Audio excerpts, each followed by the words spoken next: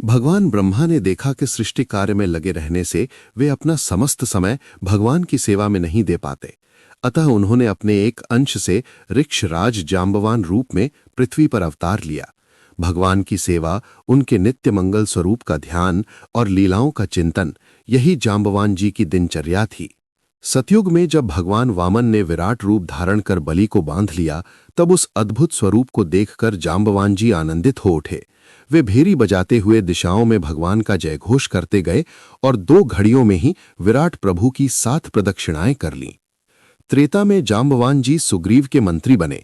आयु, बुद्धि, बल और नीति में श्रेष्ठ होने से सबको उचित सम्मति देते थे।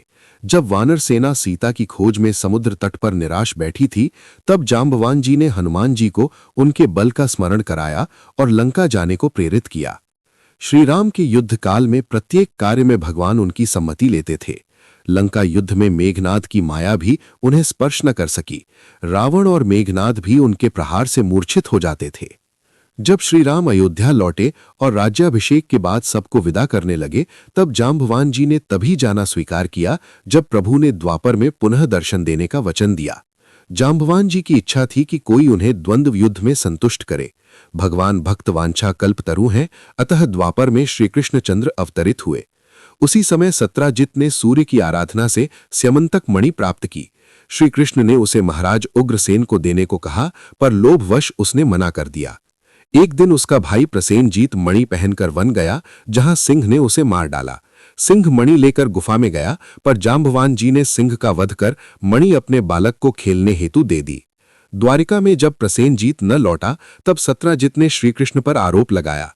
इस लांछन को मिटाने के लिए श्रीकृष्ण स्वयं खोज में निकले। मृत घोड़े फिर मृत सिंह को देखते हुए वे जाम्बवान जी की गुफा तक पहुंचे। बालकों के चिल्लाने पर जाम्बवान जी क्रोध में आए और श्रीकृष्ण से उनका युद्ध आरंभ हुआ। 27 दिन और रात दोनों में घोर द्वंद्व चला। अंत में जाम्बवान जी का शरीर शिथिल होने लगा। उन्होंने विचार किया कि मुझे पराजित करने वाला कोई देव या दैत्य नहीं हो सकता, निश्चय ही ये मेरे स्वामी श्री राम है। तुरंत भगवान ने उन्हें धनुषधारी श्री राम रूप में दर्शन दिए। जाम्बवान जी चरणों में गिर पड़े। प्रभु ने उनके शरीर का स्पर्श कर समस्त पीड़ा दूर कर दी। तब ऋक्षराज ने अपनी कन्या जाम्बवती और स्यमंतक मणि भगवान श्रीकृष्ण को समर्पित कर दिया और अपना संपूर्ण जीवन प्रभु चरणों में अर्पित कर दिया।